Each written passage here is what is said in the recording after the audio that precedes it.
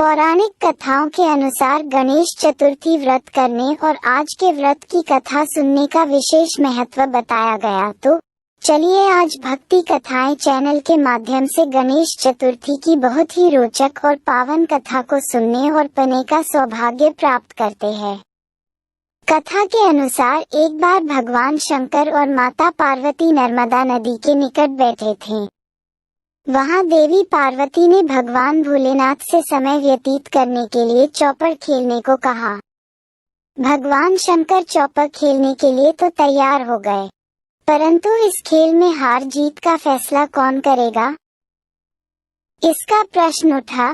इसके जवाब में भगवान भोलेनाथ ने कुछ तिनके एकत्रित कर उसका पुतला बना, उस पुतले की प्राण प्रतिष्ठा कर दी और पुतले से कहा कि बेटा, हम चौपड़ खेलना चाहते हैं, परंतु हमारी हार जीत का फैसला करने वाला कोई नहीं है, इसलिए तुम बताना कि हम में से कौन हारा और कौन जीता। ये कहने के बाद चौपड़ का खेल शुरू हो गया। खेल 3 बार खेला गया और संयोग से तीनों बार पार्वती जी जीत गई। खेल के समाप्त होने पर बालक से हार जीत का फैसला करने के लिए कहा गया, तो बालक ने महादेव को विजयी बताया। ये सुनकर माता पार्वती क्रोधित हो गई और उन्होंने क्रोध में आकर बालक को लंगड़ा होने व कीचड़ में पड़े रहने का श्राप दे दिया। बालक ने माता से माफी मांगी और कहा कि मुझसे अज्ञानतावश ऐसा हुआ, मैंने किसी द्वेष में ऐसा नहीं किया।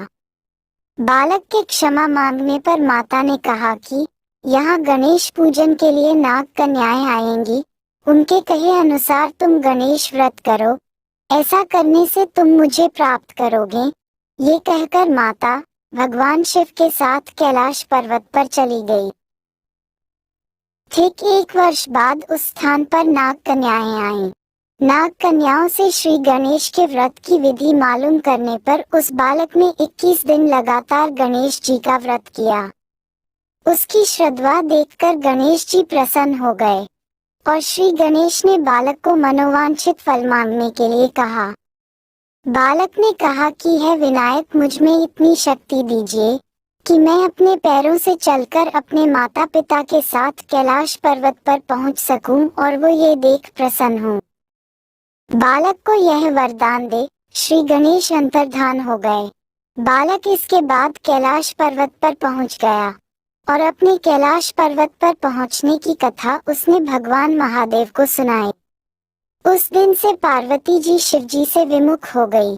देवी के रुष्ट होने पर भगवान शंकर ने भी बालक के बताए अनुसार श्री गणेश का व्रत 21 दिनों तक किया। इसके प्रभाव से माता के मन से भगवान भोलेनाथ के लिए जो नाराजगी थी वह समाप्त हुई। यह व्रत विधि भगवान शंकर ने माता पार्वती को बताई। ये सुन माता पार्वती के मन में भी अपने पुत्र कार्तिकेय से मिलने की इच्छा जागृत हुई। माता ने भी 21 दिन तक श्री गणेश व्रत किया और दुर्वा, पुष्प और लड्डुओं से श्री गणेश जी का पूजन किया। व्रत के 21वें दिन कार्तिकेय स्वयं पार्वती जी से आ मिले। उस दिन से श्री गणेश चतुर्थी का व्रत मनोकामना पूरी करने वाला व्रत माना जाता है।